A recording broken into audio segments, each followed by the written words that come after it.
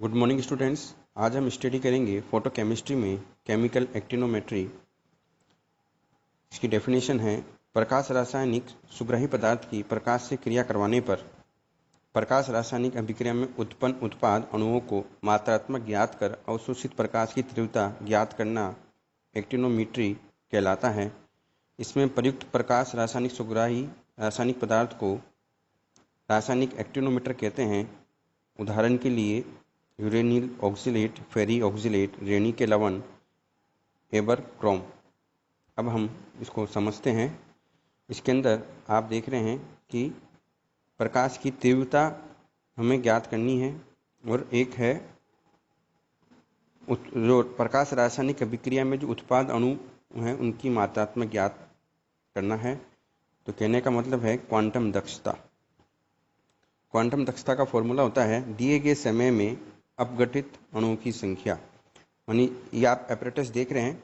इस एपरेटस में यहाँ पे प्रकाश स्रोत है, यहाँ क्रियाकारी सेल है। तो जो प्रकाश है वो प्रिज्म एक वर्णक मोनोक्रोमेटर से होता हुआ इस क्रियाकारी सेल पे गिरता है।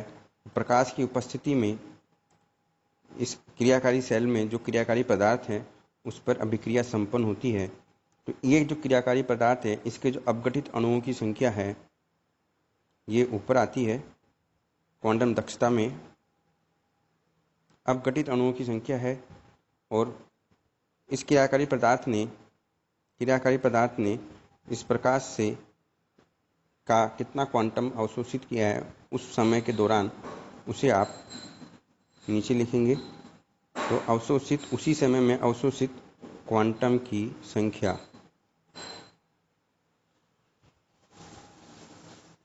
तो आप देख रहे हैं कि अणुओं की संख्या हम कैलकुलेट करेंगे स्पेक्ट्रोफोटोमीटर की सहायता से। और ये हम कैलकुलेट करेंगे यहाँ अभिक्रिया जो सेल है इसमें हमने जो क्रियाकारी पदार्थ लिया है, जब इस पे हम प्रकाश मोनोक्रोमेटिक लाइट डालते हैं तो ये अपघटित होगा और अपघटित मात्रा को हम स्पेक्ट्रोफोटोमीटर या अनुमापन की सहायता से कैलकुलेट करेंगे। और क्वांटम की संख्या हम ज्ञात करेंगे एक्टिनोमीटर की सहायता से। कौन कौन से एक्टिनोमीटर होते हैं? ये हैं यूरेनिल ऑक्सीलेट, फेरी ऑक्सीलेट और रेनी के लवण। अब हम नेक्स्ट देखते हैं।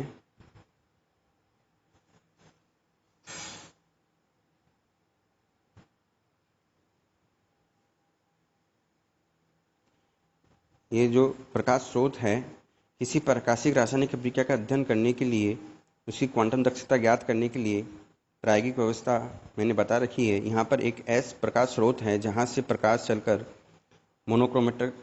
प्रिज्म मोनोक्रोमेटर से गुजरता है और हमें एक निश्चित लैम्डा वाला मोनोक्रोमेटिक लाइट प्राप्त होती है। इसको हम क्रियाकारी पदार्थ पे आपतित करवाते हैं तो ये क्रियाकारी पदार्थ अवशोषित कर लेगा और जिस प्रकाश का अवशोषण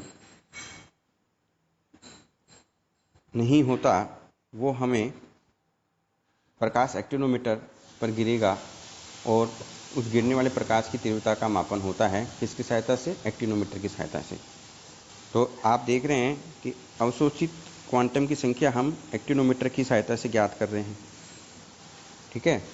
और उसी समय में जो प्रकाशित अपघटित अणुओं की संख्या है वो हम स्पेक्ट्रोफोटोमीटर की सहायता से ज्ञात करेंगे।